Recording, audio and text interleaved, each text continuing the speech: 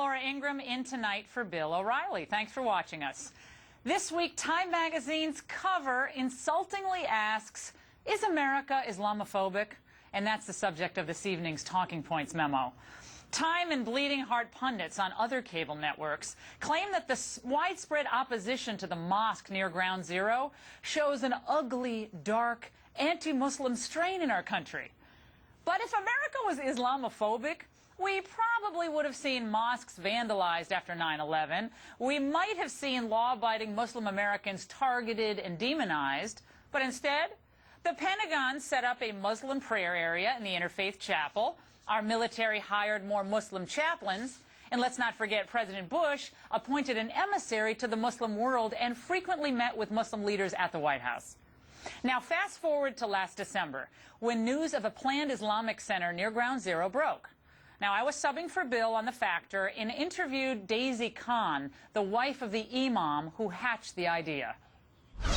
Why near Ground Zero? Why'd you choose that space? Well, I think the closeness of the center to Ground Zero, first and foremost, is a blow to the extremists. And, you know, we Muslims are really fed up, Laura, of having to be defined by the actions of the extremists. You know, we are law-abiding citizens, we are faithful people, we are very good Americans, and we need to project a different message of Islam, one of tolerance, love, and the kinds of commonalities we have with other faith communities. And this center will be dedicated to promoting what it means to be Muslim, but what it also means to be American. And that is the real message that needs to get out. Assimilating Muslims to the American way of life? Rejecting extremism? It all sounded like the kind of Islamic reformation that we need in America. But in the ensuing months, we all discovered that there's a lot more to the story, including incendiary comments from Ms. Khan's husband. Now listen to this interview he did with 60 Minutes a few weeks after September 11th. Are you in any way suggesting that we in the United States deserved what happened? I wouldn't say that the United States deserved what happened, but the United States policies were an accessory to the crime that happened. Okay. You saying that we're an accessory? Yes. How?